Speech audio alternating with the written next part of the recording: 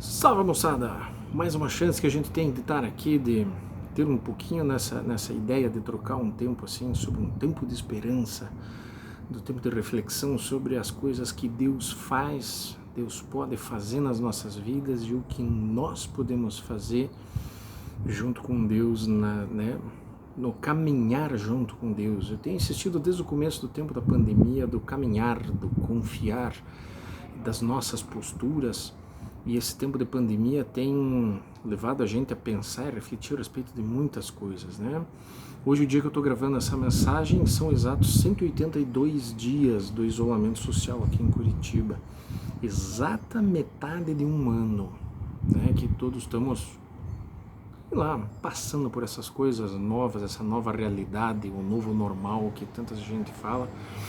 E hoje eu queria pensar bem rapidinho contigo, como eu sempre digo, como se a gente estivesse sentado aqui conversando, lembrando inclusive de uma mensagem um tempo atrás que eu falei, eu gravei aqui nesse mesmo lugar, falando a respeito dos tons de verde, eu comentei até desse galho aqui atrás, que eu falei que, puxa, que pena que isso aqui não está florido, né?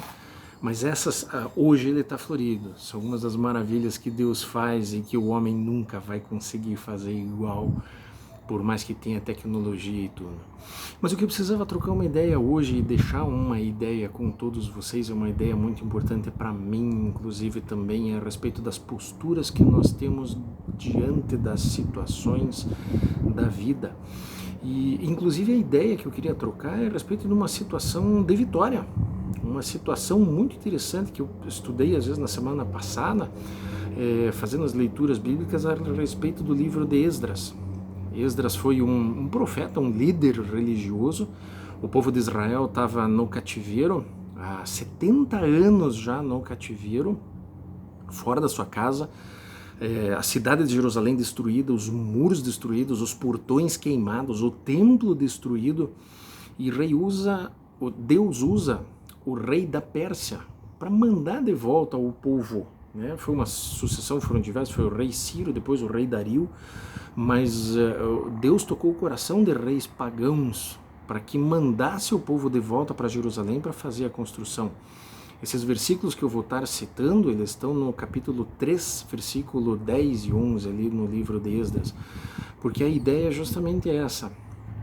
O texto conta que no ano que eles, justamente no dia em que eles foram lançar as primeiras pedras para fazer a reconstrução do templo, foi um dia de muita festa. Os sacerdotes com suas roupas especiais paramentados, com os instrumentos musicais da mesma forma como o rei Davi havia escrito anos atrás, todo o cerimonial feito, aquelas pessoas que tinham nascido no cativeiro, que nunca tinham tido a chance de louvar a Deus no templo, as pessoas que estavam tendo a chance de ver e olhar pela primeira vez as promessas de Deus se cumprindo para a vida daquele povo, eles festejavam. E a Bíblia diz que justamente isso podia ser ouvido longe. Só que ali no meio havia uma série de sacerdotes, e eles falam justamente das pessoas, no caso, pessoas de mais idade. Nada contra os idosos são muito importantes, a experiência, os cabelos brancos têm um valor medonho na sabedoria que eles podem passar para nós, um valor tremendo no que a gente pode aprender com os cabelos brancos daqueles que nos cercam.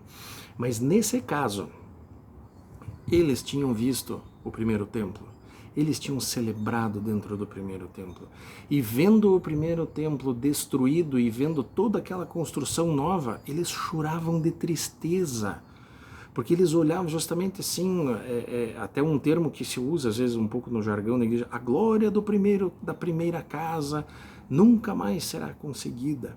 Então o que queria justamente chamar a atenção hoje da ideia é essa: Deus estava fazendo no meio daquele povo. Deus estava realizando promessas. Deus trouxe eles de volta para casa depois de um baita de um castigo por todos os erros que aquele povo tinha cometido. E Deus trouxe eles de volta para casa, deu chance para eles reconstruírem as casas, reconstruir o templo, reconstruir os muros da cidade, que foram reconstruídas com a supervisão de Neemias, que é o livro seguinte, o livro de Esdras na Bíblia. E Deus está fazendo uma série de coisas, e o povo que olha para frente, o povo que olha para as promessas, o povo que confia no que Deus pode fazer, está celebrando.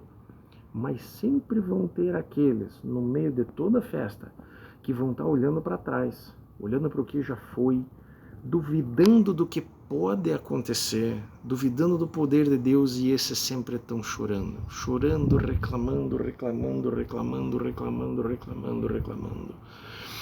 Então essa fica às vezes a pergunta, diante de tudo o que está acontecendo, com que olhos você está vendo as situações que se apresentam na tua frente? Você está vendo com olhos de alguém que tem esperança e vê as coisas que podem acontecer apesar dos muros destruídos, apesar dos portões queimados, apesar de tudo o que aconteceu e está acontecendo, porque os povos inimigos continuam ameaçando em guerra você ali dentro da cidade de Jerusalém ainda? Você está vendo as promessas de Deus celebrando e construindo o templo de novo? Ou você só está lembrando de tudo de bom que aconteceu lá para trás e que hoje não tem mais referência e só fica chorando e reclamando a partir do passado? Né? Só que a situação é boa, não é fácil. Ninguém nunca disse que a vida ia ser fácil. Mas então, eu queria deixar essa pergunta, essa ideia. Qual tem sido a nossa postura frente à vida, frente às promessas, frente aos sonhos, frente às chances, frente a cada dia que a gente tem chance de sair da cama, encher os pulmões de ar, abrir os olhos, arregaçar as mangas, sair da cama e hoje eu vou ser melhor do que ontem. Hoje eu vou ser melhor do que ontem. Amanhã eu vou ser melhor do que hoje. E vamos vencer. Essa tem sido às vezes a postura, porque a partir daí que a gente também volta em toda a questão da confiança que eu tenho falado desde lá no começo. Em tudo, dai graças. Não que a gente fica feliz porque bateu o carro. A gente não fica feliz porque alguém ficou doente. A gente não fica feliz porque o templo está destruído ou porque as muralhas estão destruídas. Não, mas a gente olha para as coisas destruídas e a gente dá graças porque a gente confia que apesar das coisas não estarem bem, a gente confia que Deus tem um propósito, Deus vai estar por trás daquilo e Deus vai estar conduzindo toda a situação. Muito embora às vezes seja triste, muito embora às vezes doa até, mas a gente é grato por tudo que acontece. Eu tenho uma história muito interessante, acho que até semana que vem eu vou contar justamente a história de uma batida de carro que eu tive, perda total nos 2 carros envolvidos. Mas foi uma história muito bacana. Depois da batida eu nunca tive um carro tão bonito quanto aquele que eu bati e quase deu perda total.